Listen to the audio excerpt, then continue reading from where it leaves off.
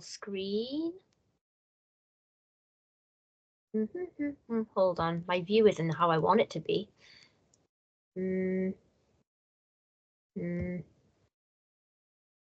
Wait, is that right? Yeah, okay, cool. Right, Dark Bleatings, everyone. So this is a slight anomaly because I usually only do author interviews, but this is my YouTube bestie and good friend Eric Smith, who, if you haven't seen any of the videos we've already done together, also has a booktube channel that I'm obsessed with. And I thought it might be cool to just have a chat with another book fan, avid book reader and reviewer. So hello, everybody, and welcome, Eric, and thanks for being here. Hello, everybody. Thank you for having me. So yeah, I've been watching your channel for quite a bit now. I don't know when did we make friends? Wow. Maybe a year or so ago? Somewhere around there. Don't recall exactly, but I do. Before, I'm just going to take over. I want to say happy anniversary to Happy Goat Horror. Oh, thank you. Yes, our second birthday.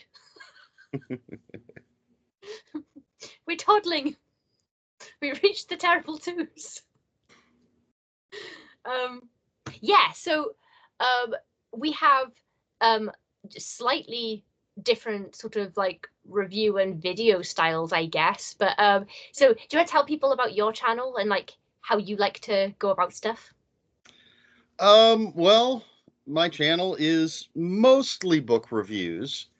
I do have author interviews and things like that. And when I started, I was reviewing other things. There were movie and TV show reviews and even tabletop game reviews. As far as style, I just wing it. Yeah. That's about it. That's the best way. I like your low budget review show, like framing, like a little sign. Well, that's when I started. Here's my little sign. Yeah. My logo. Yeah. When I started, I had a really cheap laptop computer and no idea what I was doing. And I don't remember when I decided to lean into the low budget thing. And I started with a piece of paper like that. There was a point where I actually had editing and music and a logo and all of that. But and I would write or draw out my ratings, the sketch pad, and for every book I would pick something to draw. So I remember one was a Christmas horror, and so I drew bloody Christmas trees. And if it was 4.5, I would draw in color 4.5 bloody Christmas trees. But then that just got to be too much with my day job work schedule, and I actually didn't do anything for 3 years, I think. Wow, yeah. And when I came back, it was just I'm sticking with my piece of paper that says the low budget review show on it, and no editing. So that's what I've been doing now for a couple of years since I've been back. Yeah, I think like the main thing really is just that you're reviewing books. So, you know, that's what people really want to see and hear about anyway. That's like the main bulk of the content. I do appreciate some people are great editors. Sometimes I watch videos and think, how did they, like, how much money, like what, I don't even know where to start with like the kind of like software equipment people need for some stuff, although you can get cool free stuff. But yeah, I edit a little bit, not very much, and I think I started thinking I was going to do more, but it takes longer than filming the video itself already, just like watching it back and making sure everything's okay, and then when you have to stop to insert things, and it just, yeah. And I'm always doing it on my phone as well, and I can never, I've got clumsy fat thumbs, and I can never, like, if I go to do something precise, I'm like, oh, I've given up. So yeah, I like your like more relaxed style, because your channel is all about just talking about the books, rather than anything, well, since I've started watching it. So I'm going to go back to your earlier videos though and have a look. Oh, Just have a little it's look. rough. It is rough. Especially doing like tabletop game reviews, since all I'm doing is talking to my computer. Yeah. I play tons of tabletop games and I watch a lot of videos about them. And, they've got professional setups and cameras that look down at the table so you can see everything. And it's Yeah. just me holding up, these are the game pieces. Take a look at that. So they were rough. Put Vic Sage back where he belongs. Um, Yeah, back in his home. and I don't have. I've looked into, and I don't know how to have like the book pop up on the screen. So I always just have to hold it up. This is what I'm reading. And doing, when I would do movies or TV, I didn't have anything popping up on the screen, especially no clips of anything. Yeah. Oh, yeah. Clips. I really don't know. I use Canva because it's free. Not Canva. Sorry. I use that, but that's not editing software. What do I use? CapCut. That's what it is. I got CapCut on my phone, and you can just insert overlays on there if you want to put a picture up. But if I have the physical book, I would much rather just hold up the physical book because, it's nice to show it to people, and also then I don't have to faff around finding and saving a picture and trying to place it nicely. But yeah, I haven't done movie reviews, even though I have so many thoughts, and I could actually utilize my script writing MA if I did film reviews. But the thought of learning how to insert clips and like do all of that, and probably have to borrow my brother's microphones and stuff, and I don't know, I feel very intimidated by technology, and I thought, oh, maybe I'll just talk about a film but without any clips. Or I don't know what the rules are with YouTube either for stuff like that, for copyright and stuff. Yeah, I don't know because I haven't really looked into it. And one of the big things is for me, this is just something I do. I'm not making any money off of it. I actually started the whole thing because I had read a 9-book Star Wars series and had nobody to talk to about it. Oh yeah. So because there are people in my family who read, but they don't read the stuff that I read. And nobody that I work with reads. So I had this giant 9-book story and things to say about it and no one to say it to. So that was my very first video. I think it's The Fate of the Jedi. But now it's been so long, I'm not exactly sure if that's what it was called. And it was actually the last big series they did before Disney took over. I think there was only one or two more books that came out before Disney took over, and all that stuff became legends. And no longer considered, not that they were officially canon, but now it's definitely not canon. So yeah, I just want to talk about books. So I'm not worried about being fancy in my videos or anything. I just want to share my thoughts, and I share anecdotes, and that's about it. I just want to talk about books. Well, that's why I like your channel, because it's it feels like I don't know about you. Well, we actually are friends, so this, maybe you're not the best example of this right now, but like when when you're a fan of someone else's channel and you've never actually spoken to them, but you still feel like they're your friend because you've been like watching their content for a while. Have I just made myself sound really sad? Well, no, isn't that what parasocial is? Yeah, Not yeah. to the biggest degree, but yeah, that's a little parasocial bit. Yeah, you feel like you get to know people even if they don't know you, and yeah, and follow people through patches of their life as well if people have been online for a while. I'm always living in fear that that my favorite creators are going to do something heinous. Oh. It's happened to be with musicians, authors, and actors and stuff, and I'm like, oh god, wait till there's a booktube scandal, and it turns out like like someone I've been like promoting or something has done something. I wonder if I could put subliminal messaging in my videos and influence people. To buy you books. That's what I would use that power for. Send books. What kind of so what kind of books do you review?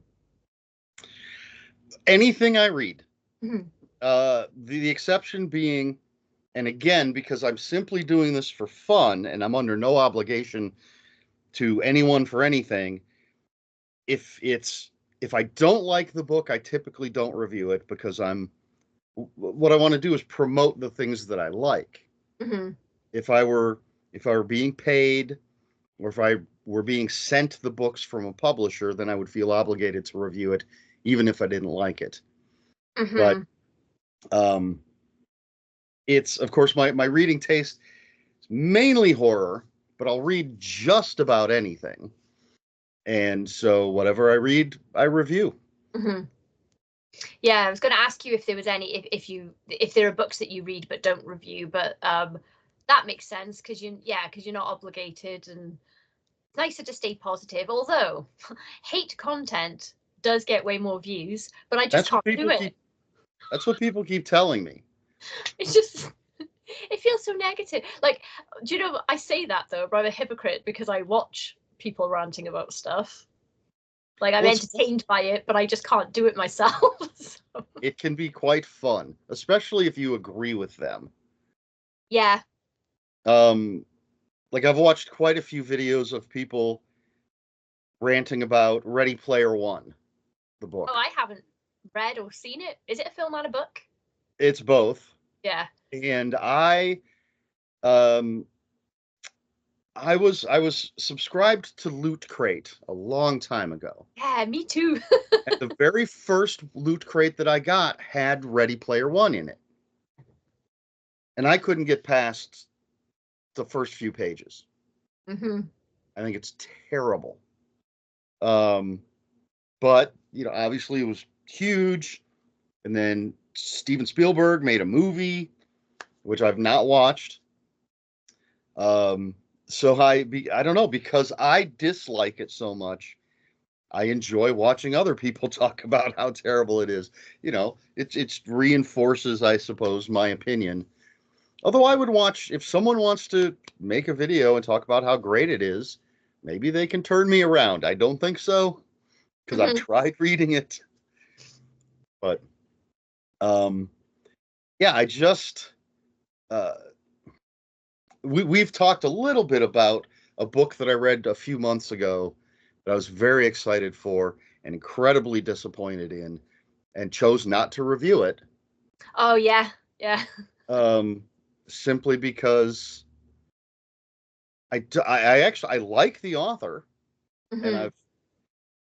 and it's always possible I was just in the wrong mood for it.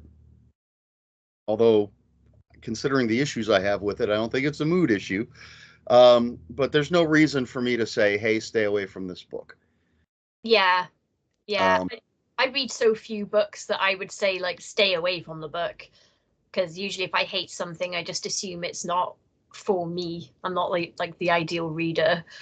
I have ragged a little bit on Twilight as a franchise, but I could rag on it more. But what's the point? 1,000 people have done that way better. Way better than I could verbalize it. And but I don't know, I still feel a little bit bad about that, even though Stephanie Meyer is never going to see any of my comments, and also she's done very well from the franchise. Like, she doesn't care what I think. I don't think she's gonna worry about it. No, she'll she seems pretty chill about Twilight hatred. She's just like like Ashton. So. I do have a couple reviews I posted for books that I rated 2 out of 5 stars. And I generally go with if I'm going to rate something, the Goodreads, Mm-hmm. if you hover your cursor over the star, it will tell you. 1 star is, I didn't like it. Mm-hmm. 2 is, it was okay. 3 is, I liked it. 4 is I really liked it, and 5 is I love it. Yeah. Because I hear people complaining that a 3 to 4 star review is a bad review or a bad rating. How is that? I liked it. Yeah, But I don't know. I think I could be wrong. I think that maybe I think authors have got more of a problem with the star ratings than readers, just general readers do, because I do see authors sometimes like on Facebook and stuff. I don't know who it was, I can't remember who it was now, but someone posted just like a screenshot of a Goodreads review the other day where someone had given them 3 stars, and then they were like, oh, loads of positive things to say, and they gave it like they wrote a good review as well, and the author was like so confused about oh, well, why is it only 3 stars then if you really liked it? And I just thought, uh, see, this is why I never respond to any reviews I get, because, well, apart from to say thank you for reviewing my stuff, but even if someone hated my book, I just think, well, it's actually none of my business. yeah, Not having to go at authors that respond to it, I just think it's like, it. I don't personally do it because I worry that I would look petty and like, oh, why didn't I get 5 stars? And no one gets all 5 stars for everything. But 3 stars is usually about where I land on my reviews as well. But I hate star ratings because that's what happens. well, there are a few things I gave 2 stars that I did do videos for, simply because of um, what they were, which were, well, one was a novelization of a movie, and one was I'm not sure how to describe it, because it's not a novelization of the movie. It's a retelling of the movie by the writer director of the movie. Interesting.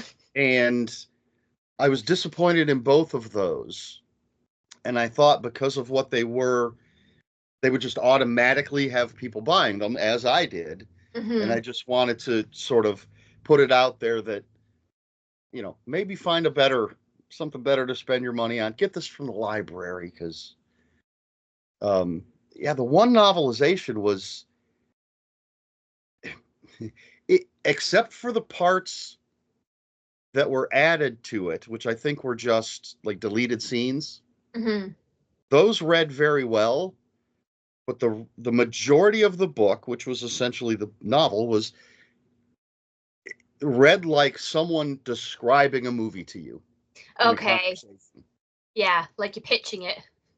And so and it's a movie I absolutely love. And it was incredibly disappointing. And then the other one that I don't know what to call, I think I was actually a little too harsh on it. But I thought it was, the reason I gave it a 2 stars was I thought it was incredibly poorly written, filled with continuity errors and just poor sentence structure. And actually, how do you, when you're reading a book or you're going to review a book, where does that sort of thing fall in your consideration for how you're going to review it? Ooh, it depends on the mode that the book was published through. So if an author has self-published something and I notice a few mistakes, or like like a recurring mistake, like the same thing every time, I think but I kind of understand, most people who are self-publishing can't afford like a pro-rate editor, things like that. So unless it's so frequent that it's ruining, like it's taking me out of the story, like I might comment like it could do with some like tightening up, it could have done with someone else proofreading it, but I don't go too hard. If it's something that's come through a mid-sized press where an author has entrusted editors, I might say a little bit more about that, because I think at that point they've gone through some channels there, and there should be some more quality control. Like I've seen, Oh gosh, I think independent publishing is hard because most people who get into it don't have sort of from what I can see, don't have like formal training or anything in how to format a book or all of this. And so like that's a very hard learning process if you're not taught and you're using YouTube tutorials and things like that to try and learn. But I do have a bit of a problem with charging people money for a book where the alignment's all wrong. Because you can go ahead and publish it and get copies for yourself first and look at it. And if there's stuff wrong, you don't have to go ahead with the with the publishing date. You can fix it.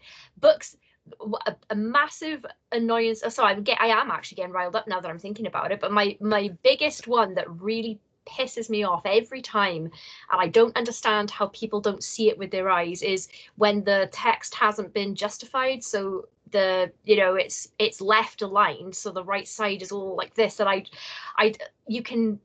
think it just makes a book look unprofessional.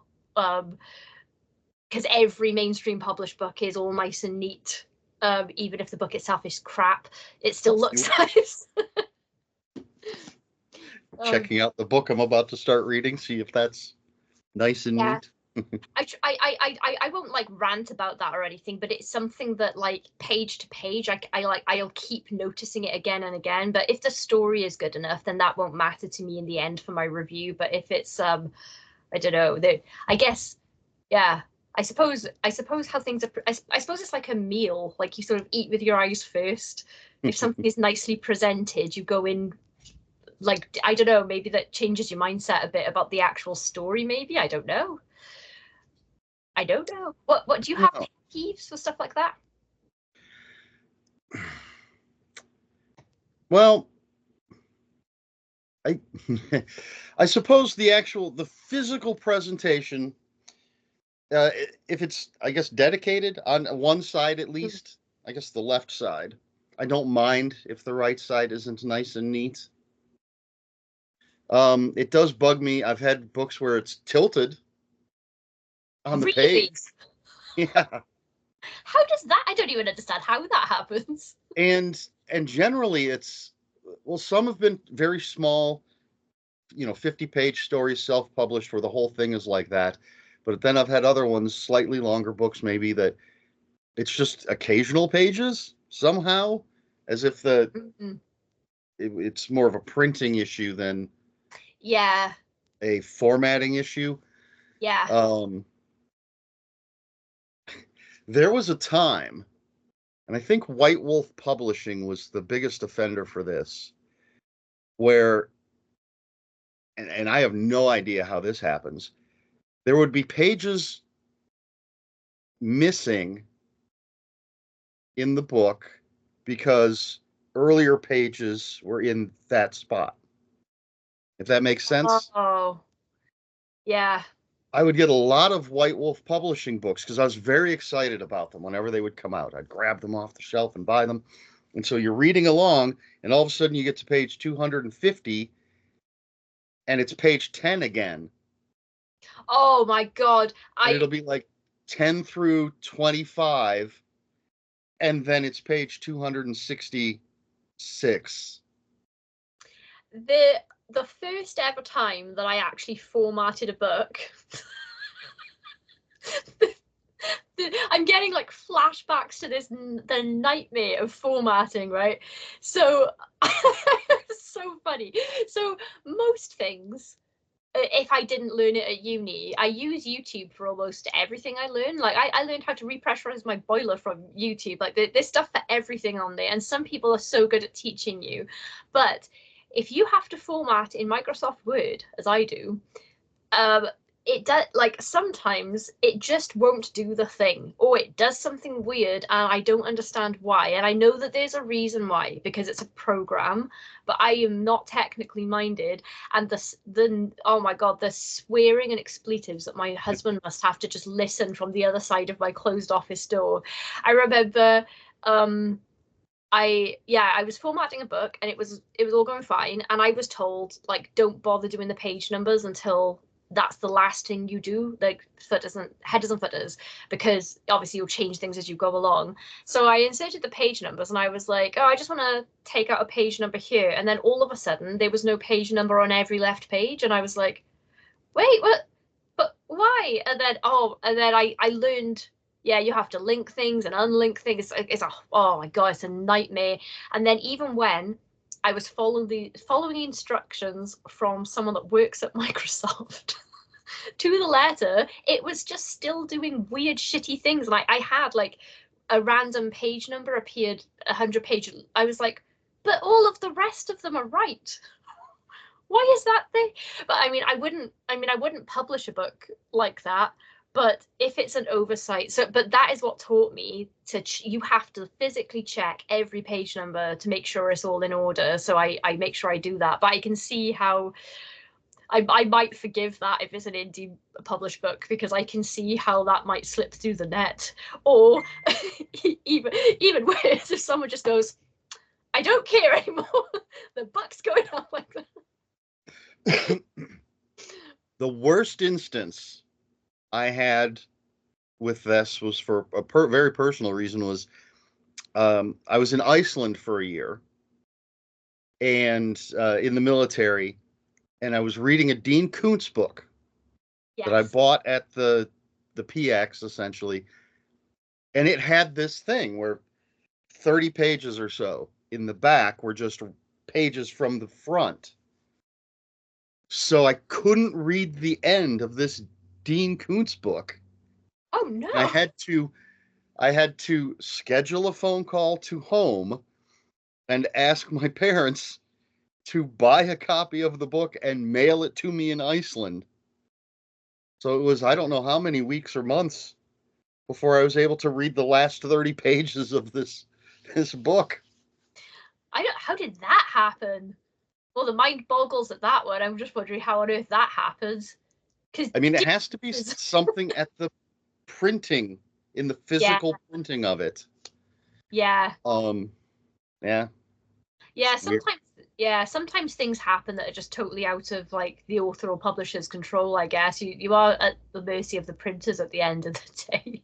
Sometimes I receive books and there's just like a weird smudge or something printed on like every copy of something or whatever, but I don't know. I try not to be like too harsh about the like that kind of stuff. How much do you care about book covers? Like, as far as what influences what you read? As far as influencing me, a terrible book cover isn't going to necessarily stop me from reading something. Mm-hmm. But a really awesome book cover is more likely to get me to read it. Yeah, I'm the same. Let's say something like Frostbite. Yeah. By Angela Sylvain. My review just went up yesterday, as of this recording. If I knew nothing about it, that's a cover that is going to catch my eye and have me picking it up. Mm-hmm. And either reading the back cover copy or sitting down and reading the first few pages to see if it's, and if I didn't have the time for that, just that cover. If I had the time and money, or not the time but the money, I would just buy that based on the cover. Mm-hmm. It's a fantastic cover. I've picked up books. Yeah, I think I'm the same. I don't think I'd be deterred from a book if the cover was bad, but yeah, I definitely, if I'm in a bookshop, which is very rare sadly these days, but if I'm just browsing and I see something with a really great cover, I'll pick it up. And I don't like to read the back cover synopsis, so I have just bought books purely on cover before. And some of them I don't know why I like them, because my copy of I Am Legend is that old green cover with like the little red splash on the bottom and there's nothing to it, but for some reason I like that way more than maybe it's because I don't like movie tie-in covers. Oh, I hate movie tie-in covers. Yeah, unless the book actually is a movie tie-in.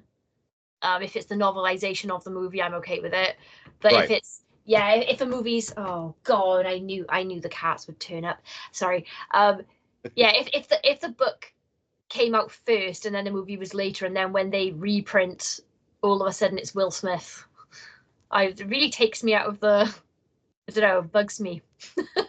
When it was announced that M. Night Shyamalan was making, what is the movie called? Knock at the Cabin? Yeah. Yeah. When that was announced, I immediately went and found and bought a copy of Cabin at the End of the World. Oh, before. So that I would have it before the only copies I would be able to find were movie cover copies. Oh, that's good thinking. So yes, if if you want me to buy your book, announce that it's going to be a movie. Whether it is or not, did you all hear that? And I will grab a copy of your book before it has. Yes, I can't stand movie tie-in covers. As you said, unless it's the novelization or a media tie-in. We were talking about Supernatural a little bit this past week. And yeah, how am I going to complain that the Supernatural media tie-in novels have photo covers? It's from a TV show. Yeah. Maybe movie book covers are for like more casual readers, that might pick the book up because they liked the film. So maybe that's what that's about. I don't know, but I do prefer just like original cover art, really. Do you have favorite covers? Do you have like a few favorites? I'm not asking you to grab them right now, but yeah, off the top of my head, I can't pick any, but I love the that we're getting sort of back to this retro look, because the paperbacks from Hell era had some of the greatest covers ever. Yeah. Especially if the cover had nothing to do with the story. Yeah. I got to meet Jack Ketchum, and I had him autograph my copy of The Girl Next Door that has the cheerleader skeleton on the cover. Yeah, I love those. And he hates that cover. Really? He hated that cover. And he even wrote, when he signed it, he's like, oh, I don't remember exactly what it said. But basically, it's like, oh, this cover again. Because it has nothing to do with the book. Yeah. But I love those things. And I do have another copy. I have the Leisure paperback copy that doesn't have that cover, but I had to have that cover. And a lot of small presses are doing that sort of thing again. And I love those trashy looking covers. Yeah, I like, there's like a real like a vintage pulp feel to those because they're fun. Like, they're so fun, and I think that that's something that people don't realize about horror fiction, is it's really fun a lot of the time. If people don't read horror, I think they just assume it's all like a certain thing. Do you know, I'll tell you a cover that plagued me for years, and it turned into like the bane of my life. I don't know how much money I spent, but I was living in Somerset, and this is when I was working at a holiday park, and I didn't have a car. So basically, I could only really go to the street that the park was on, and there was nowhere else to go. So I couldn't go out and get a physical copy. I couldn't go to a bookshop or anything and find this. But there's a cover for Under the Dome that I hate, that I think is I think it's a TV tie-in cover, but it's a photo, and I hate it. I really like, because all the other Stephen King books I've got have been like, not necessarily like first printings, but like the first edition cover, and they look all nice and uniform next to each other. And then I just had this little crappy looking Under the Dome, and I kept ordering it. And even so, Amazon was the one that got me. So I'd find it on Amazon with a different cover, order it, and then the one I received was the same one. And I was like, what is happening? And I just started to feel like it was a weird cosmic joke, because it happened to me 3 times, and before I gave up. And then my mum very kindly donated all of her Stephen King hardbacks to me recently, so I finally got a nice version of it. But I have an unnatural hatred of that one cover in particular. But by contrast, I really love anything designed by Sam Araya that does Adam Neville's covers. Those are God, those are great covers. Like just black and red. They look all lovely on your shelf if you have a few of those as well. Yeah, Samaraya, Lynn Hansen. I Oh love yes, her. he's good. Her Yeah. artwork is fantastic. Justin T. Coons, who did all of the first series of splatter westerns, Hmm. among many other things. I love his artwork. And then there's a lot of authors that actually do artwork as well. Yeah. I believe Gemma Keisha. Amore. Yeah. Did she do her cover artwork? I believe she's done at least some of it, if not all of it. Yeah, she is an illustrator, isn't she? I forgot that. And I think Keelan Patrick Burke. Yeah, he does. I like his Uh, covers. I'm sure there's plenty that I'm forgetting, but I love old fashioned. Here's a little weirdness because I'm a very weird person. I try to keep my books in perfect condition. Mhm. So most of my paperbacks, you can't tell if they've been read or not. How do you read them? Just like Yes, once I've finished reading them, they still hopefully still look like they're in perfect condition. But I love those retro covers that look all beat up. yeah, I have a few of those. I love those. Now I have plenty of books that are beat up because I've had to buy them used, and if it's the only copy I can find, I'm grabbing it. Mhm. But I do look for the best condition that I can get. Yeah, Um, there's Robert R. McCammon. I don't know if you've read any of McCammon's stuff, I haven't. I have some though on the but TBR. the when Stinger came out back in the 80s, which is now a TV series called Teacup, for some reason. But when that came out, I think it's when that one came out, they reprinted all of his stuff with the same cover design. Mhm. And that's the cover design that I want. And so Mhm. there's one of his books that I don't have yet. I've read them all uh, up until his hiatus, but there's only one that I don't have because I can't find it with that cover design, and that's The Night Boat. And I was missing another one, Bethany's Sin, until I just happened to find it a couple weeks ago. But they all have either the sun or the moon really big in the background, and then something going on in the foreground. Mhm. And I love that design. You talk about favorite covers. Bethany's Sin is just such a beautiful cover. The colors and this huge moon, I think it's the moon, and someone riding on horseback down a street. And Mhm. it's, I think, pastel type colors. Mhm. Just that whole set of covers is beautiful. Yeah, I think yeah, you get great cover designers with both indie and mainstream publishing, I think. But I do think sometimes with indie publishing, there's a little bit more scope, like freedom, because I suppose with the mainstream, like the major published books, they're thinking ahead to the marketing. So I think they're a bit safe with their covers. I've seen some really great indie covers. I like. Have you read The Thing Under the Bed, the Steve Kosnowski I haven't yet, but novella? love that cover. Yeah, that cover, designed by Sharon Wasco, that's her name, and I think that Steve said he wanted something a bit retro horror feeling, and then yeah, when I saw what she did, I was like, oh, that nailed it. That looks, and it has that look that it looks frayed around the edges, kind of thing Hmm. going on. I think that's probably my favorite of his book covers. Although he has quite good ones as well, actually. Um, I always really admire when if I know someone who's self-published, especially is doing their own covers as well.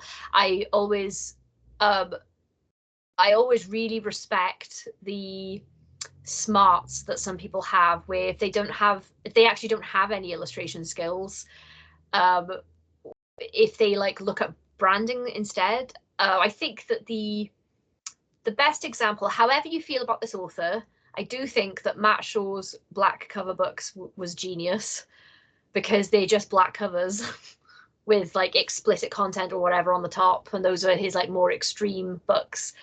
And yeah, I guess he wouldn't have had to pay an illustrator or anything for that, because it's just cover design rather than cover art. Mhm. But it's very recognizable as his brand, and people love to collect them and have them all lined up next to each other. And I looked at that and thought, oh, that's clever. That's a really clever way. Like, if you have to do everything yourself with a limited budget, like, if turning out something that people want to collect is like, I don't know, I don't think it would go that well for me. If I was trying to do covers myself, I wouldn't know where to start. But do you always read the synopsis when you pick a book up? Like, how important is the back cover to you? If it's someone I've never heard of and I've never heard anyone talk about, then I do read it. I'll Mm-hmm. read either the back cover or the inside flap, um, because I'm always, not nearly as much now as I had the chance to in my youth, always scanning bookshelves, going to the bookstore, looking at just something to catch my eye, something new. Um, Years ago, when Borders still existed, I went to Borders 3 times a week. Um, I would always go on New Book Day, Yeah. and then they had a nice patio. So in the summer, I would go a couple extra times a week and browse the books, pick something up, get a drink, sit out on the patio in the sun, and but yeah, if I've never heard of the author and I don't know anything about the book, well, generally, because I'm a poor person, I'm not just going to buy something based on the cover. I need to know what the book's about. Mm-hmm. But if it is an author I know, especially an author I love, or something that's been recommended by people that I trust, I will just buy it. Yeah, I do that as well. That's how you end up with a TBR with 1,000 books on, as you have, though, Eric. Or I buy anything that Valancourt Books puts out in their Paperbacks from Hell line. Hmm. So without reading anything about it, or generally the Tor Nightfire books. They're so good. I just finished one and it was fantastic. I haven't been disappointed yet. But there are books in the Nightfire line that I don't buy. Mainly they were reprinting Brian Lumley's Necroscope series, Mm-hmm. and I read a couple of those years ago, and I'm not a fan. Mm-hmm. So as much as I'm a completist, I'm able to say no. I know I don't like these books. Why would I buy them? Mm-hmm. Sucks that I don't have the complete Tor Nightfire collection, but I'm not willing to make that much of a sacrifice. But Yeah. once I have purchased the book, I don't read the synopsis again. So those books that I've had for years without reading yet, Mm-hmm. I'm going into essentially blind because Mm-hmm. I've forgotten what it said. Yeah. Yeah, I the number of times I've bought a book because of a recommendation, or I've watched a review, and even if in my head I'm like, right, don't buy any more books. I haven't read all the ones I had. That's a constant thing, is like, I haven't read all the books I have yet. And it just happens. I don't know how it happens, but I'll just find myself in some sort of book buying craze one day, and the next thing I know, I've got 8 books on the way. I do usually, though, if I can, if I've just gone on a bit of a book frenzy, I try to find secondhand copies first, as cheap as possible. But then if I really like the book and the author, then I buy a new one from my shelf. I don't know why I do that. I certain authors, so like the Adam Neville ones, I have to have like the first limited editions that he does now. I got the first one when he did that, and now if I miss out on one of those, I will cry. So I have to have all those. All the Stephen King's, the few paperbacks I've still got, I'm trying to turn them all into hardcover. Um, but does anything bug you with how you arrange things on your shelf? Like, if you have books in a series and then for some reason they're different heights? It it does bug me when they decide to change um, what they're doing with them, whether it's size or cover design. Mm-hmm. And I can just look at my shelves. Robert B. Parker, one of my favorite authors, wrote, he passed away, wrote the Spencer private detective books. And I just have a soft spot in my heart for the cover design that they were using when I discovered the books. Mm-hmm. And so the first, I don't know, 20 maybe have that design, maybe fewer than that. And then they changed it. Mm-hmm.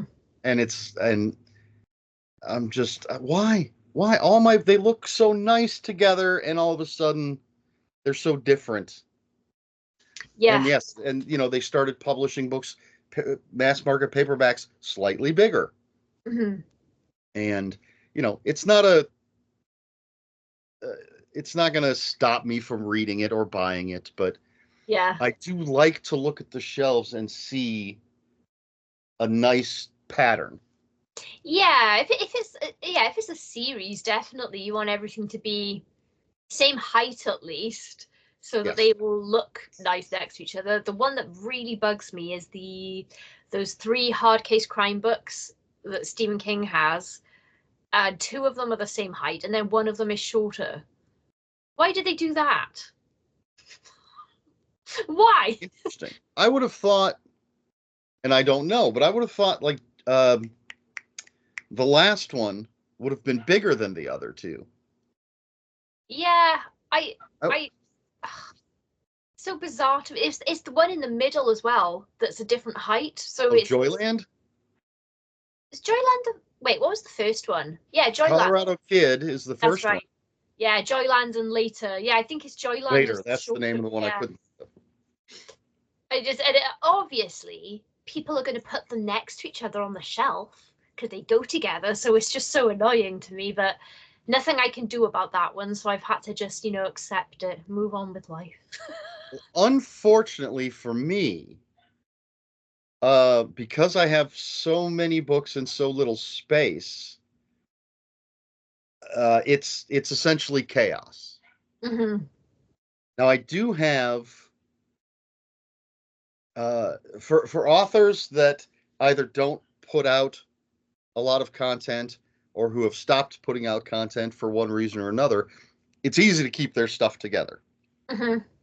But let's say Brian Keene, right over here where people can't see anything, I have all of his leisure paperbacks and mass market size paperbacks together. Then I have all of his trade paperback size books, and I have a bunch of limited editions and things. But that space is full.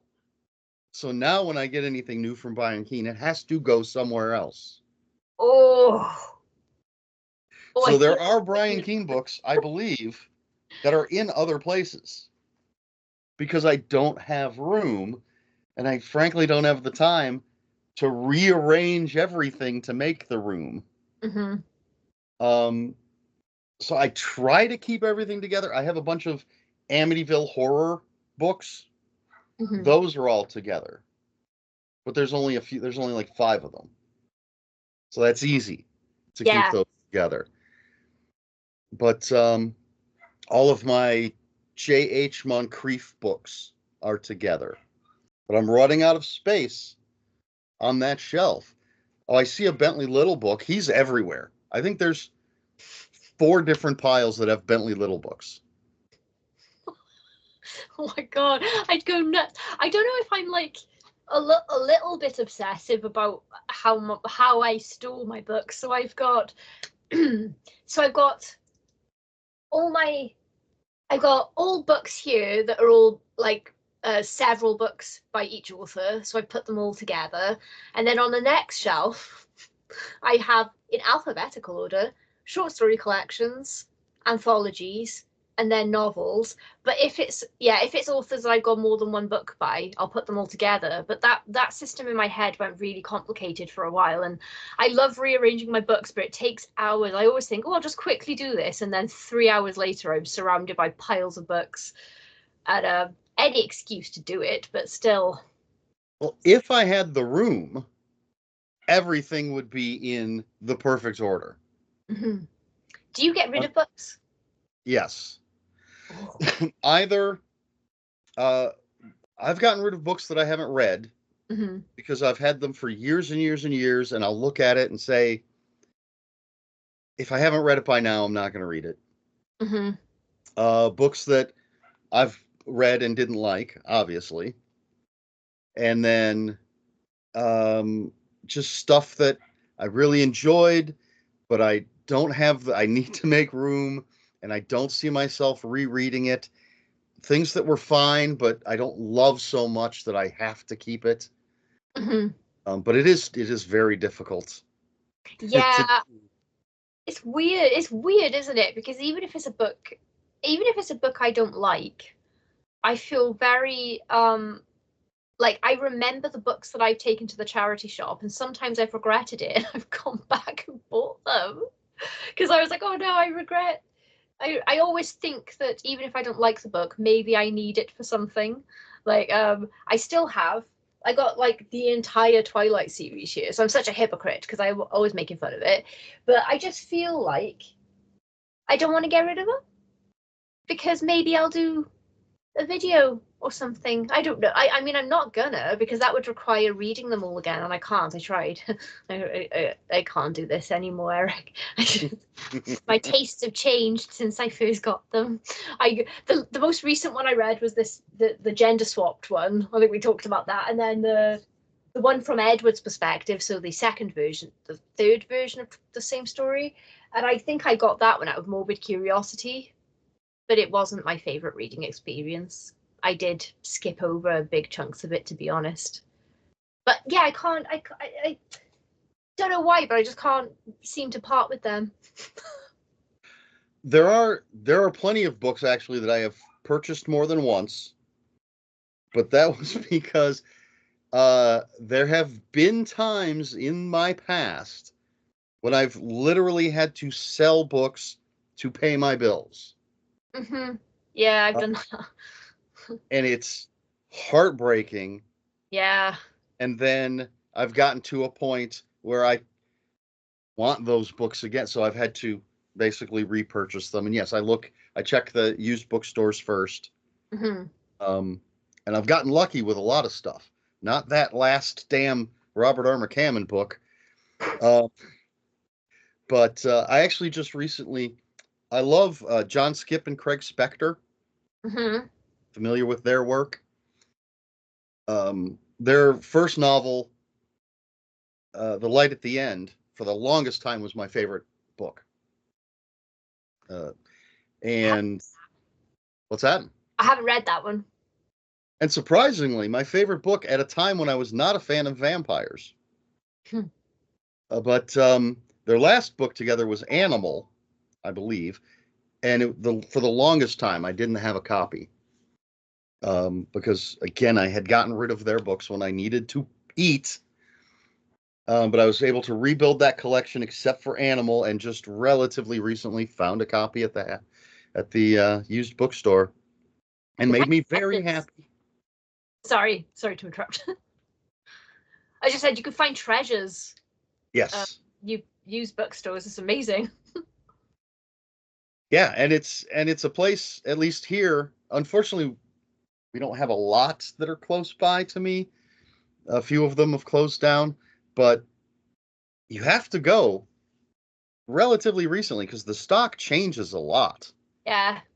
I'll go one week and find nothing, and go a week later and want to buy everything in the store. Yeah. Sometimes you find an absolute gem, and I think, who donated this? You know, like when you find something like an edition of something and you know it's expensive, and you think, oh, they could have sold that, but they've given it to Goodwill or whatever, which is really nice. I found a color hardback of House of Leaves for £1, Wow. which is like, I don't know, it's like, I think that's about a dollar and 30 cents or something. And I saw it and I was like, oh, and I picked it up and it was in pristine condition. It hadn't been read, you could tell. And I was like, I can't. I took it to the counter like, you don't know what you're selling me, which is really bad. But yeah, I couldn't believe my luck with that one because I couldn't afford. I had a paperback, but I couldn't afford to buy. I wanted the hardcover, and I couldn't. It was pricey, so I couldn't get it. But yeah, I don't know. There's some real gems to be found when you're scouring those shelves.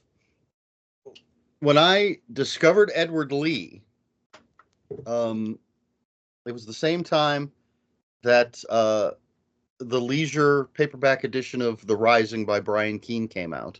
I know I bought that book the day it came out, and I bought my first Edward Lee book on the same day. And after reading the Edward Lee, wanted to find more of his stuff, went to a Half Price Books, and they had this hardcover of a book by Edward Lee and Rath James White. I'd never heard of Rath James White. And I remember it was $7. Bought it, took it home. It was signed. And I looked it up on Amazon at the time. I think it was 40 or 50 bucks on Amazon. Oh. And it's, of course, I read that and immediately started buying all the Rath James White that I could find. It is possibly, it's hard to say. I was going to say one of the most extreme things Edward Lee has done, but I'm not sure that's true because he's written some incredibly extreme things. Yeah, sort of known for it. I think at the time that I read it, and it's the Teratologist, I believe is what it's called. When I read it, I would say it was the most extreme thing I had ever read. But it also cemented my urge to read much more Edward Lee and Rath James White because I just loved the over-the-top nature of it. Yeah. I would not recommend it to you. No, I was going to say it doesn't sound like my cup of tea. What are there any genres that are not your favorite that you would typically tend to veer away from? Romance. Yeah. Have you read any romance, or you're just not interested in it at all? I think I tried a Danielle Steele once.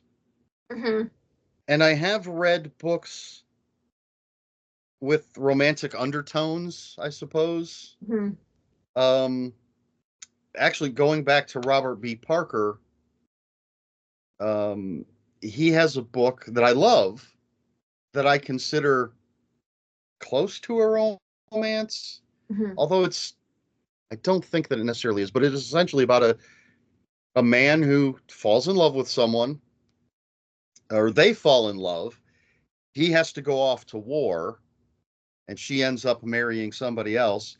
And when he comes back, if I'm remembering this correctly, it's been a long time since I read it, he comes back and essentially has to start his life from scratch and become, I don't know if I don't think he's trying to steal her away, but he's trying to become a man worthy of her. So I felt that had a lot of romantic stuff going on in it. And I love, we've talked about how important character is and in books and character relationships. So I'm not against romance as a concept in books. I just think the way the romance novels I've tried to read don't do anything for me at all. Yeah, I think there's a bit of a not a misunderstanding on your part, but just in general, with like stories, like you have like plot and inciting incidents and things like that. And I think the difference with the romance genre is that the romance is the plot. So I enjoy romance that's in a story, a horror story, or whatever, but that I don't really want that to be the main focus. But in I think in straight up romance novels, like I'm not an expert, I've read some, and I did a little bit of research for a project I then abandoned because I wasn't interested enough in the genre to keep going. But yeah, this is actually can't believe I'm doing it. This is a defense I actually have of Twilight, in that the complaint that everyone has that nothing really happens in these books and it's just all Edward and Bella. I'm like, but it's their teen romance books. That's what they're supposed to be. I'm not the best judge on how successful they are at that, but yeah, that is the whole point of romance. Is everything is a relationship. So there isn't really, you don't have the normal story beats that you have in other genres, I think. Any avid romance readers or anyone in the know in the comments, let me know if that's completely wrong. That's my understanding of where I've been so far. Anyway, yeah, I'm with you on that. I don't think I like crime. We've discussed that, yes. but then I have enjoyed some crime, but I think it's because it's all the crime I've liked Stephen King. Yeah, that's what that is. It's because I enjoy Stephen King's writing, so I think I like his crime stuff, but I've tried I recently tried something. It was like a crime thriller, but I don't remember what it is. See, well, that's how much I liked it anyway. I didn't finish it and I couldn't get into it. I'm growing up, I loved the trips to the library, and I would grab anything off the shelves and read it. So I don't know if that contributes to the wide range of things that I read, but I can look around the room and see, of course, again, majority is horror, but there's westerns, there's science fiction, I love a good mystery book, and I love Sherlock Holmes. I grew up with Sherlock Holmes. I like the hard-boiled detectives, the Raymond Chandler and Dashiell Hammett stuff, that pulpy kind of stuff. And I love when genres are mixed. Give me a zombie detective. Bridget Jones. Yes, and I love the pulpy cover. Yeah. For Brain Eater Jones. I actually just read and reviewed an anthology called Dead Detective Society. Oh, I've heard of that. It has The Return of Sonia Blue by Nancy A. Collins, which is a character. She wrote a whole bunch of books with Sonia Blue, who is half vampire, half human, hunting vampires. But it had a bunch of established characters, undead detectives and things that have been in book series. It had a Cal McDonald story from Steve Niles, which is one of my favorite characters. I love Cal McDonald. It's my favorite Steve Niles stuff. And it had some Jonathan Mayberry. And I love that kind of thing, that mashup. That's why I love the splatter westerns. I read westerns, throw in horror, add horror to anything, and I'm in. Yeah. But mixing, I like robot detectives as well. Give me a science fiction noir story. Yeah. And fantasy, I like really pulpy fantasy, like Conan the Barbarian. Yeah. I like that stuff more so than the high fantasy like Lord of the Rings. I read The Hobbit when I was young. I tried reading Lord of the Rings. I've never read Lord of the Rings. I read the first, I don't know how many pages, 50 pages of the first book, and quit because I'm a quitter. But I last year read a trilogy from, there's an author, Victor Gischler, who writes horror, crime, fantasy, comic books, all sorts of stuff.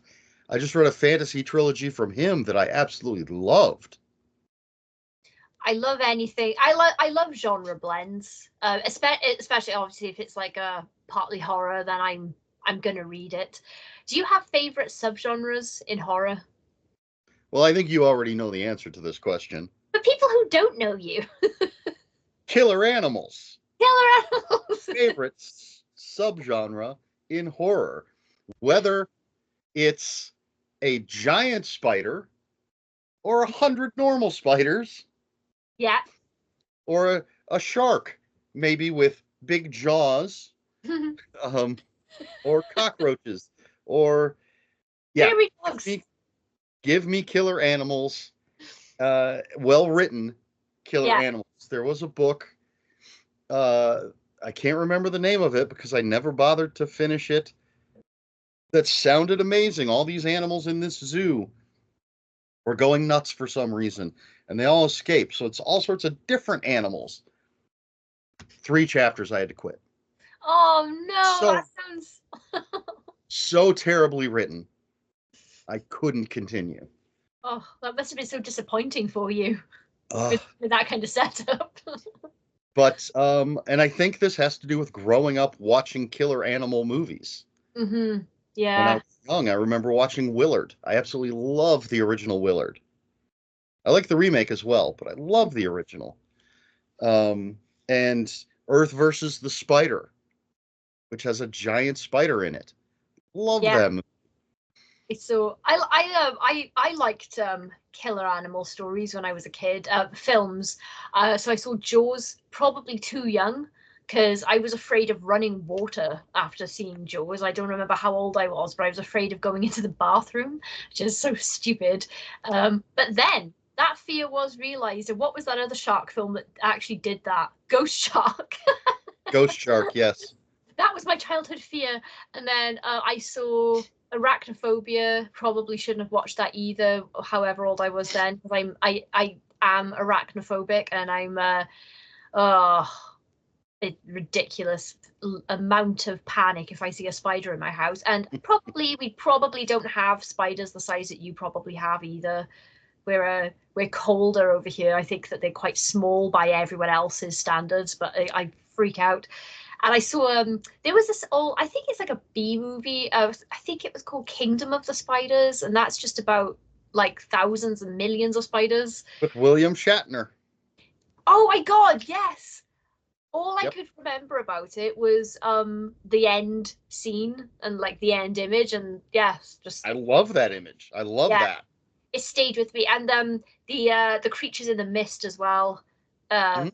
probably my favorites because they I love that you don't know what the tentacles are attached to, Yes. and the all the flying stuff, but the spider things are ugh. Even with like the limited resources they had for the film, the way the spiders looked in the film, I was like horrible. Fantastic. Yeah. Yes, absolutely. The Mist is fantastic. Yeah, and I can't say what it is exactly why I love killing. Maybe because I just don't. I love animals and I don't like people, so I like seeing animals at the top of the food chain. Yeah. Um, but and then something I suppose after killer animals, maybe something demonic. Yeah. Um, and not necessarily like literally demonic, but in that sort of wheelhouse. Give me something supernatural. Give me something horrifying, Yeah. and give me monsters. Yeah. Always loved werewolves. I'm back on the vampire train as long as they're monstrous vampires. Yeah, monstrous vampires I enjoy. Uh, don't like those wimpy. See, I'm not a fan of Anne Rice. Um, Oh. I don't Well, like it's not for everyone. not I did read The Mummy and I enjoyed that well enough, but I didn't like Interview with the Vampire. And I know there's some violence and things, but just the mopey gothic, oh woe is me type of vampire Hmm. does not interest me. I I want a think vampire sorry, that go on. revels in ripping out your throat. Yeah, I prefer those. I do like Anne Rice, as you can see. I don't have the entire Vampire Chronicles, but I've read lots of them, and I don't. No, I wouldn't call them wimpy, but they are very brooding. I think that's she's probably responsible for like Angel from Buffy, and for some reason my mind went blank of all other brooding. Twilight probably wouldn't exist without Anne Rice. Um, yeah, I'm much bigger fan of vampires. Are like yes, blood, then gotta survive on rats. Just can't Well, do it. that's why Spike, in my opinion, Spike is a better character than Angel. Yeah, I think everyone in the world loved Spike though. Probably like I think that I read that they were supposed to kill him off in the season he was introduced in, but the fans Yeah. loved him so much they were like, oh shit, we're gonna have to rethink that. Despite one very troublesome scene. Yeah.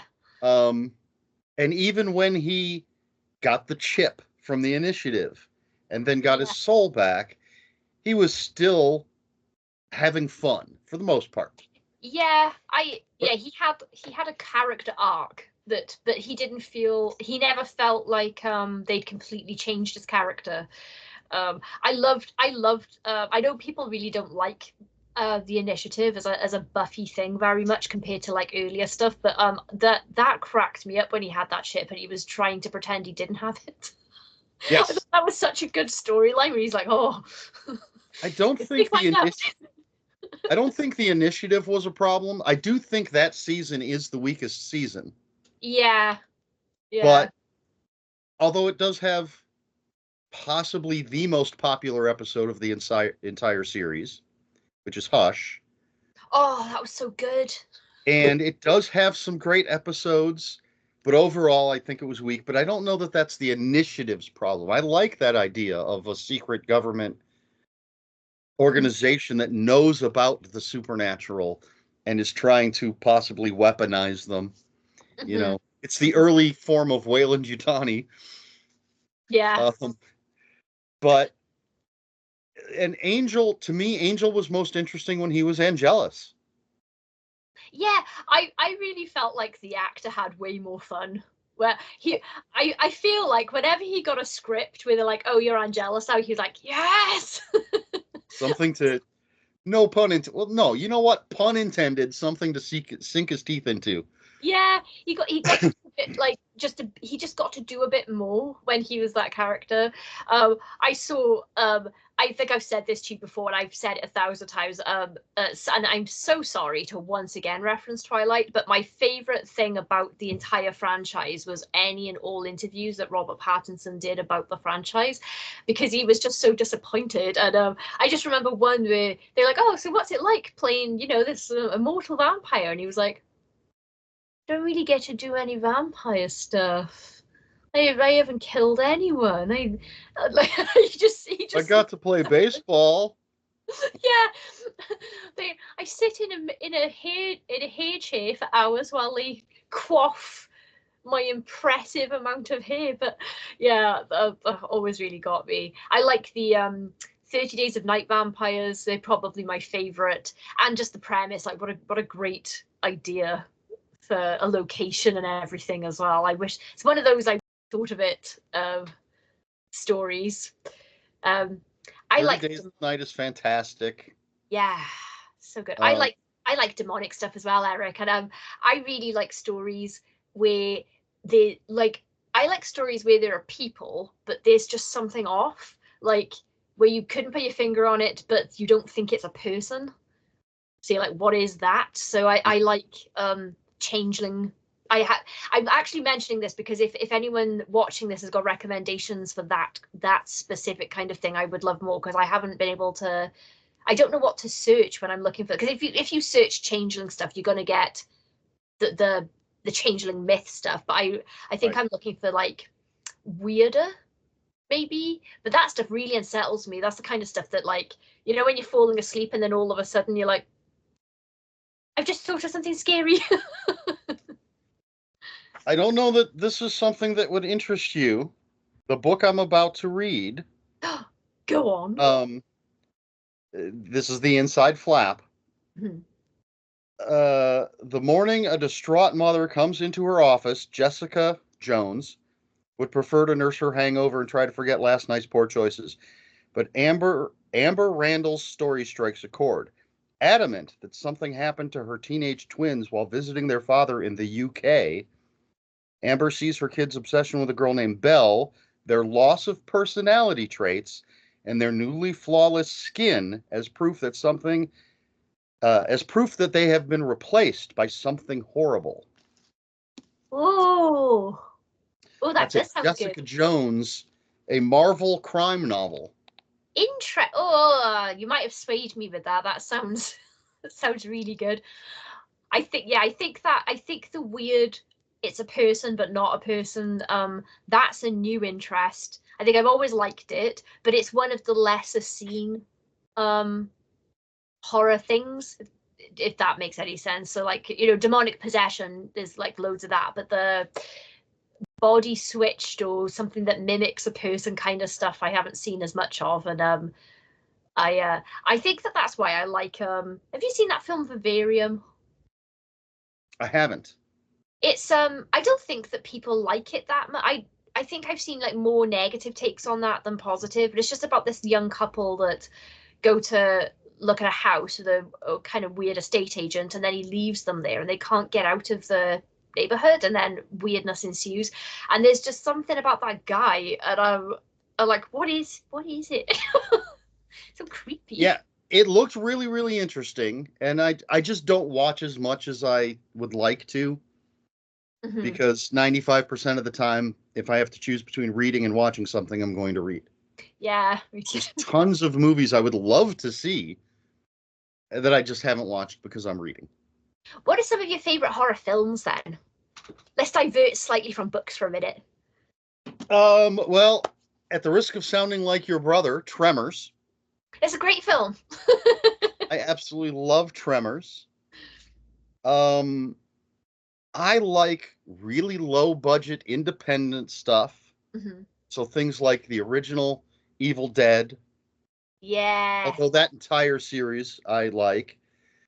Um, there's a very low budget independent movie called Chainsaw Sally Mm-hmm. that I love. But going back to vampires, Near Dark is my favorite vampire Favorite. movie. Yeah. Absolutely love Near Dark.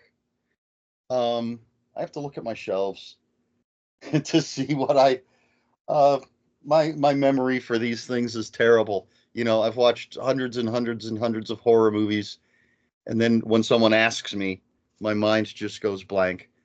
Yeah, I'm sure that I've forgotten some that I thought, oh, that was amazing. That's one of my favorites forever. And then I've forgotten it like 2 weeks later. I loved I loved The Witch. Yeah. I Yeah. really enjoyed Hereditary. Mm-hmm.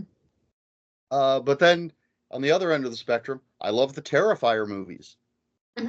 Well, you Can't have wait. like a broad palette for taste then, because which is good because that means you enjoy more stuff. I feel like for whatever reason my brain is limiting me to certain things, because there's some stuff I just don't like, and I wish I did. Like I'm one of those people where all of the horror films I like, I don't know who to recommend them to, because they're the ones where everyone's like, that was boring. So my tastes have changed over time. Well, I guess you have to know your audience, who you're recommending to, Mm-hmm. because like with my parents, I can say, I think you're going to like this movie, whether or not I enjoyed it. I Mm-hmm. think this is to your tastes, versus I loved this movie, but you're not going to like it. It's not the type of thing that you enjoy. Um, and I do like, yeah, I like a wide range of things. Again, I mean, The Witch is very slow, and Mm-hmm. I don't know if quiet is the right word, versus something like Terrifier, Yeah, definitely compared to so that. Yeah. crazy and over the top. Um, I loved Barbarian. I Mm-hmm. loved Oh yeah, Malignant.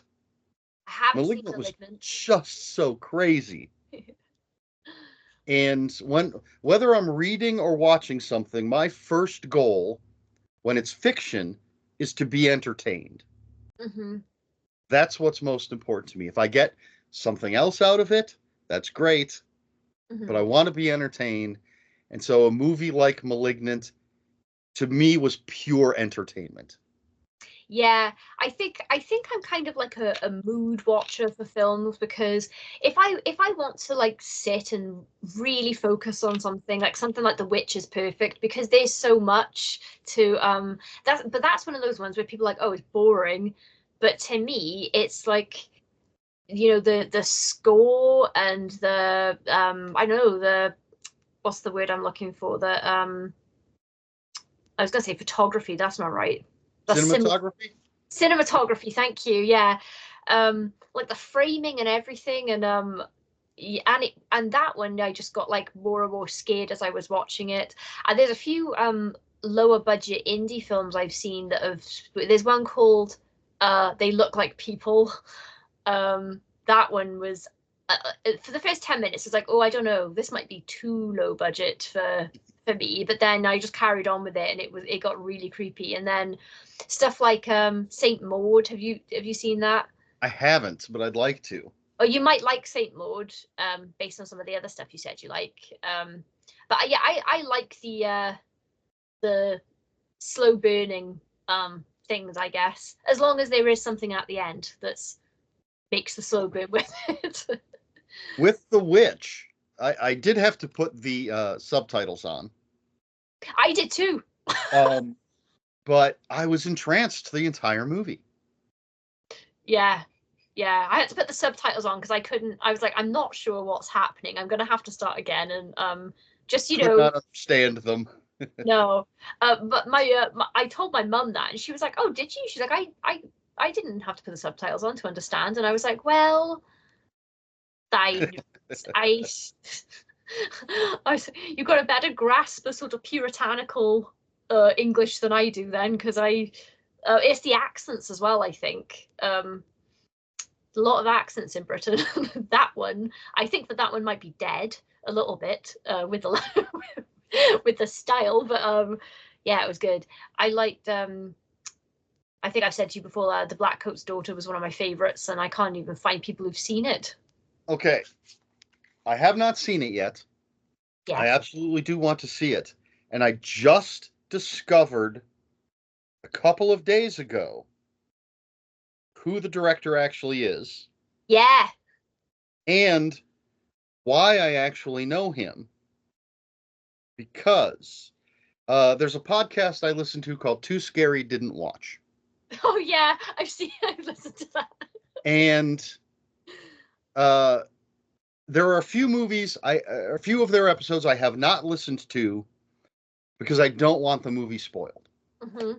But there are some movies that I haven't seen yet that I do want to see, but I'm not so invested that fine, I'll listen to the episode. It might spoil certain things, but I'm pretty sure I'm still going to enjoy the movie. Mm-hmm. And they just did Longlegs. I haven't seen it yet. And of course, Longlegs, written and directed by Osgood Perkins. Mm-hmm. And I just learned that and I don't think I had ever heard this before, that he's the son of Anthony Perkins. Yeah. But when I was looking at his IMDb, I saw that he plays a character named Johnny in a movie called Dead and Breakfast, which is a movie I absolutely love. And as soon as I saw that, I knew exactly who he was.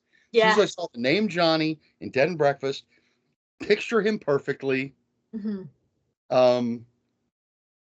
And so that, I mean, now even more, I want to see the movies he's directed, because I've seen him as an actor. Mm-hmm. He's in Legally Blonde. Yes. And some other, I can't remember. I looked at all his IMDb stuff, but just seeing that he's Johnny in Dead and Breakfast had me so excited. Yeah. More excited than learning he's Anthony Perkins' son.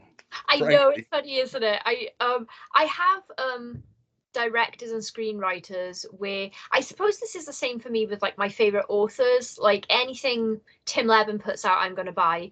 And there I've got like I like, there's like, feels like it's like a new wave of directors that also do their own screenplays. I love seeing written and directed by when it's someone like Ari Aster, Osgood Perkins, Mike Flanagan. is usually a home run for me. So I have Robert Eggers. There's a few of them that just make the kind of stuff that I really, really love. So if I hear that they're releasing something new, I get like really excited about it. So weird though, because then on the flip side, you've got someone like I suppose the more films people make, though, the more scope there is for like messing up and releasing something crap. But like M. Night Shyamalan's a funny one for me because like The Sixth Sense is still just like one of the best sort of like debuts ever, and then I think it's his. I'd say that's his best work.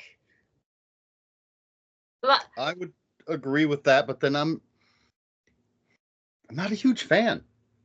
And yeah, my controversial take is I don't like Signs at all. interesting. I enjoyed Unbreakable well enough, but I'm not sure how much I would enjoy it. I would enjoy it on a rewatch. And I did not like Signs at all, Mm. and stopped watching after that for the most part. I think I'm trying to remember like the rough age I was. I loved The Sixth Sense because I think that this might have been before like twist endings was such a thing.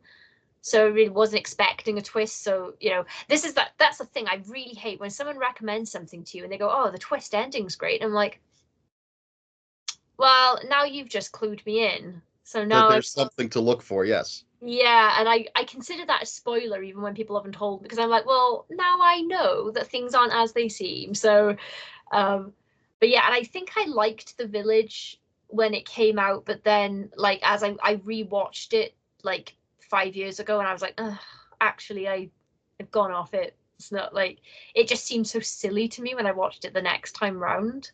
I did like Signs, but I think I just found it quite funny. So I wasn't really like super scared of the aliens, but there are some funny, I don't know, there are some funny scenes in that I liked. Um, but yeah, I don't know. I felt like that was a bit of a rip on War of the Worlds, but with the ending. Um, It does have that one iconic scary scene, yeah, which is the newscast that they're yeah. watching. But other than that, yeah, I don't know if self-indulgent is the right word, but that's the word I'm going to use. It just Hmm. felt self-indulgent to me. It's a bit preachy. Um, Now, one of his movies that is a absolutely terrible movie, and I can't remember if we've talked about this before. It's an absolutely terrible movie, but I can watch it over and over, is The Happening. Oh my God, it's just one of the best. It's such a bad movie, but again, it is so entertaining in its badness. It really is. I feel like that one is more fun if you watch it with other people, but I watched it on my own the first time and I was just so flabbergasted by the entire like every scene. I was like, what's happening? Like what's happening? What was weird for me about that one is that I watched it like a couple of years after it came out, so I'd already heard people saying, "Oh, this is terrible." And then the opening scenes I thought were actually quite scary when people just start like Yeah. throwing themselves off buildings and stuff. And I was like, oh, why does everyone this looks like a really great setup? And then once you're out of that opening scene and you get to Mark there talking about the bees, and I just thought every decision in that film is weird. From like the way the actors do the lines, which I'm not blaming the actors for, because What? No. me and my brothers say that to each other all the time. What? No. There's a car. That won't get. It's such a stupid throwaway line, but I think he says like, "We don't have a car," and then one pulls up and she goes, "There's a car." Got that cracked me up. Yeah, I don't know. It's wild. Um, and Yeah, then uh, my nephew and niece-in-law kept telling me I needed to watch The Visit because yeah, they really enjoyed it, and I was very disappointed.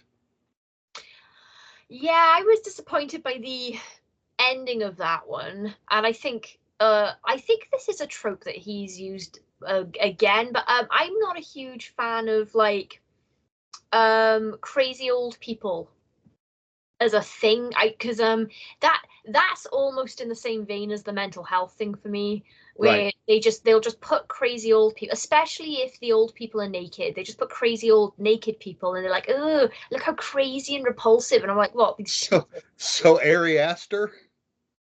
Oh, but that's different though, because the reason that's people of all ages, and it's always told here that that's why it feels weird. Yes. Outside of the norm of society, but that's not just like one random old person that's scary because they're naked and they seem a bit Yeah. senile. Like I feel like it's lazy. It's like and I was disappointed with the end of the visit because I thought that was going to be more like a changeling thing, or a body snatcher thing, or a demon thing. It was, I just think the whole thing doesn't make sense. There's so many problems with the plot of the movie, or at least the way it plays out. And I think maybe M. Night Shyamalan comes up with interesting ideas and fails in the execution. Yeah, I had problems with the visit. Like, why did they invite the kids in the first place? See, but And I think now I've only watched it one time and it has been a little while, but I think maybe it was the actual grandparents that invited them. oh yeah, maybe I'm forgetting. Maybe that's where it was. But it's just um like the the mum hasn't really spoken to them in a long. I just feel like who would if you have a fractured relationship with your parents and you haven't spoken in years, why would you send so long that your kids have never set eyes on them? Why would you just send your kids unattended? Like, Yeah. it just felt so. Uh, She wanted to go on that cruise with her boy toy. but she wasn't. If she'd been depicted as a neglectful mother, I might have bought it, but she clearly wasn't. So Right. I was like, this is odd. Have you seen The Lodge? I haven't. So I won't spoil anything for you then, because you might like it, because that's kind of in the slow burn I've category. listened to the Too Scary Didn't Watch, so I know the whole thing. Oh, do you? Okay, so oh yeah, if anyone's like listening to this now and you don't want to know anything about the lodge, turn away for 5 minutes. But there was stuff in that annoyed, because I liked it's like the premise of the kids are with the stepmother essentially in the lodge, and she's got mental problems from being in a cult when she was a kid, and she's like the only survivor of a mass suicide, I think. And then things are just, going fucky in the lodge. And I thought, oh, this is bound to like not quite be what it seems like it is. But I could not get off every decision the dad made. I just kept like that was what actually ruined the whole film for me, because I was like, but their bio mum just died quite horribly, like very traumatically, like probably the worst way for kids to lose a parent. Um, and the dad's just sort of like doesn't give a shit, and he's like, oh, just stay in this lodge by yourselves with the woman that you blame, who I know isn't isn't doing great because I did a whole thesis on her or whatever it was. Like, I just Yeah. thought, what? And that he like they're like messing with her and hiding phones from her and stuff. But wouldn't you have been concerned a bit earlier if you couldn't reach her? If you call, I just thought like I don't know. I couldn't get over it, and I was like, that's why I kept circling back when people were like, oh, but it was good, because I was like, no, the dad. It's just like I'm not a fan of armchair quarterbacking movies, and I do get annoyed when people say, oh, I watched this movie and it was stupid because I would have done this, or this is what the character should have done, when generally people are coming at it from the perspective of they know they're watching a horror movie. yeah, yeah.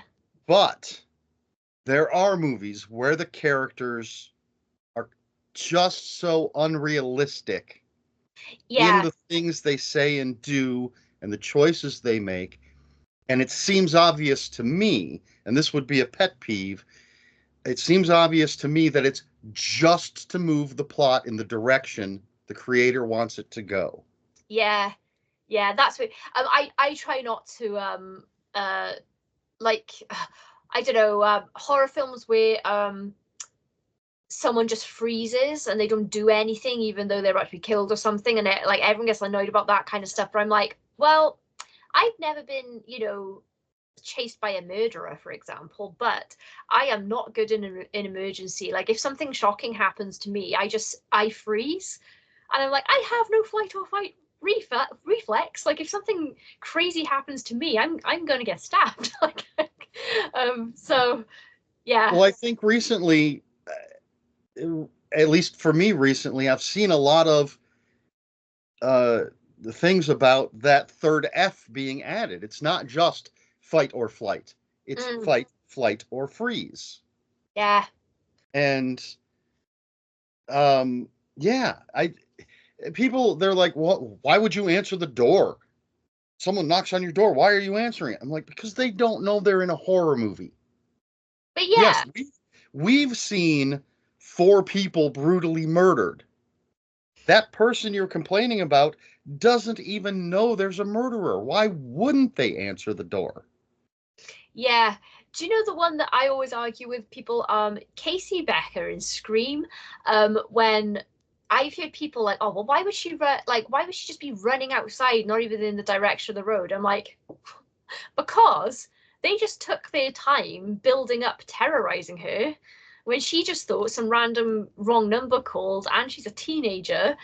And then, she realized like someone was in her house, her boyfriend had been killed in front of it. Like she just ran. She just ran. Yeah, I just thought, well, what you're expecting her to think logically about the steps? Like, why did she just hang up and call the police? Or well, they kept calling her back. I don't know. Like, I was like, I feel like she gave it the best effort she could of survival. yeah. She's a kid. She's panicked. She's freaking out. Yeah, yeah. You're She not doesn't want thinking to do the clearly. best. Yeah. Um. Yeah. Actually, Sorry. Go on. I was say I just saw uh recently rewatched the opening to a movie. It's a Chuck Norris horror movie called Silent Rage, Yes. and it opens with an axe murder. And people complain, why did you run upstairs? Why did this person run upstairs? Why didn't they run in this direction or that direction? Well, in this, the woman, the victim, is literally she's cleaning the house and she's sweeping the stairs when the guy comes in with the axe and essentially blocks her from going anywhere but up the stairs. And I was like, oh, that's very clever. Yeah. Complain about her not going anywhere else because she had nowhere else to go. Hmm. Now, some of her behavior once she got upstairs is questionable, but I don't know if that was completely intentional on their part, but it works. There was no place for her to go but up the stairs. Yeah. I wonder what I would do if the I don't know to this day if someone was actually trying to break into my house or if I'd had a nightmare and something I'd heard outside had like gone into my dream. But this oh my god, this is so stupid. This one night, so when I first moved into this house, I lived alone, and because I watch a lot of horror films, I was very probably a little bit disproportionately concerned about home invasion on a terraced street in a Welsh town. Um, but have a I have a baseball bat, and I don't do sports, which I bought along with my first few bits of furniture, just in case. And I was having a really scary dream, and I woke up, and I'm sure I did hear this because there'd been break-ins. I live kind of, there's like a hill, and then there's a little street behind ours, and there had been break-ins on the street behind, and you can access my garden and the back door from that street. So I heard like so it sounded like someone trying to get in through the back door, and I was so angry about because I'd just finished everything. I went running downstairs with my bat, turning all the lights on, just yelling. I don't know where I yelled. And then of course there was no one down there. And then I had a moment of don't know if there was ever anyone there, or if I just endangered myself by running towards the person trying to get in through the door. But I just thought, most people are burglars and they don't really want to be caught. So if all the lights go on, they're going to run away. I think that's but I don't really know where my head was. I've done some I either freeze and do nothing, or I react in ways that put myself in danger when something scary happens to me. So like a horror movie person character. Yeah, that's why I don't usually have any qualms with people running up the stairs, or not picking up the people who are holding a weapon and then they put it down. I'm always like, don't put the weapon down. And people who have really good hiding spots, and then the second the killer walks past, they get out of the hiding spot. That one bugs me, because I'm like, well, give it 5 minutes. You're in the woods. They'll never find you if you stay in that little truck. But I try not to be too hard on fictional characters for such decisions. Well, the book I just finished the other day, I think there are people that will have negative things to say about some of the character behavior. Trying to be very vague here. Yeah. But I think the author does an incredible job of explaining their behavior. Mm-hmm. I had absolutely no problem with what the characters did. I gave it 5 stars. I'll tell you that right now. But it's it's the kind of story where I think there are going to be the people that are saying, well, just leave. Yeah. Just do this, just do that. But I think it's well written enough that there's reasons for what the people do. Yeah. Is this like a domestic situation you're talking about, or? No. It's not. No one's being abused. Okay. Well, not in that way. Okay. It's a if you saw blood on the walls, just leave, kind of thing. Oh, okay. I've got Not you. that there's no blood on the walls in this, but that kind of thing. An Amityville horror, let's say. Yeah, okay, my mind, but it's because this is a pet peeve of mine when we're talking about stories that have abuse in the plot, and people are like, oh, but if someone did that, I'd just leave. And I'm like, especially if it's a well told story, because I'm like, but there's like a massive lack of empathy or something, or understanding or something. I don't know, because there's a reason why so many people are in these predicaments. Like, most people are not stupid. So yeah, there are reasons. So I guess that's not the right audience, I suppose, for those kinds of stories then. If I just read a great story with that theme. But I can't say what it is because I've just been editing it, actually. And it was so good that it made me feel like I shouldn't bother writing, like one of those authors and stories. And I just and it deals with all that stuff, but it's explained from every perspective, just so like you can completely understand like where everyone's coming from. I can't wait till that book actually goes out. Even though I've edited it, I will be buying a copy as soon as it comes out. I'll let you know when I know there's a release for that, Eric, because you might enjoy that one. I thought it was going places that it didn't go, and I think my horror brain was like, it was like, do the thing. Sorry, this is so vague because I can't really talk about the book, so I don't know about it. But yes, I will say this: Annie Knox is a really great writer. I think she's like lesser heard of. than she should be. But yeah, she's making me feel like just quitting. Gonna have to have words with her. What shall we end on? I was deciding whether to ask you about a favorite thing or about a least favorite thing. Well, that's your choice. I will say, when it comes to reading, Yes. Or reviewing, Yeah. there was a time when I was on a list, a Yeah. few publishers' lists. Wait, I'm on a list. Yeah, don't take that out of context. And I was writing reviews for Monster Librarian. Oh yeah, yeah. And there was a book that I was given, and again, because it was sent to me, I felt obligated. Mm-hmm. And this book was, in my opinion, terrible. I didn't know how I was going to get through it. And I actually had to change my mindset and start thinking of it as one of those horrible low budget movies, Mm-hmm. something like Birdemic. Right. Gotcha. And once I just switched to viewing it that way, I was able to make it through the book. Didn't make the book any better, Mm-hmm. but I was at least able to get through it because I was viewing it differently. Mm-hmm. I mean, it was so full of continuity errors, things that made absolutely no sense whatsoever. And I had to, if you're reading something, if you're obligated to read something, this is for people out there.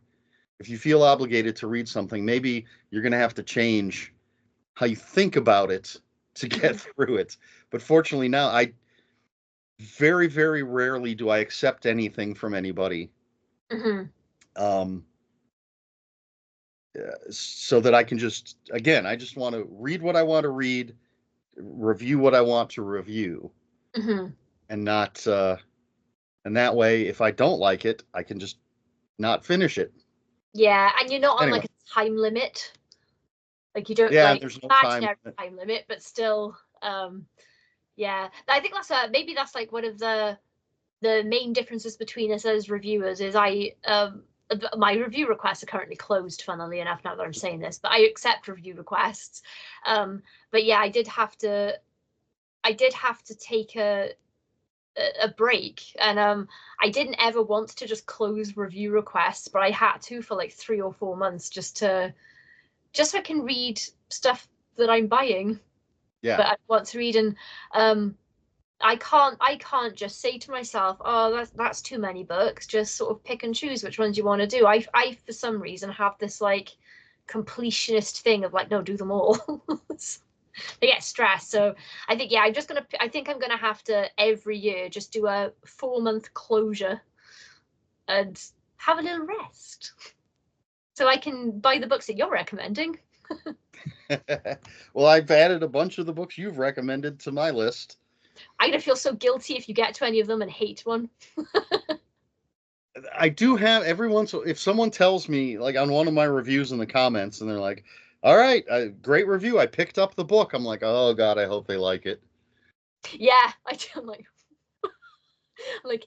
don't blame me if you don't like it, even though I insisted you buy it. Yeah. Okay, so I think this has probably been long enough. I just looked at the time and thought, wow, that's flown by for me anyway. Yes. But I shall link Eric's channel in my description. Are you putting this up on your channel as well, Eric?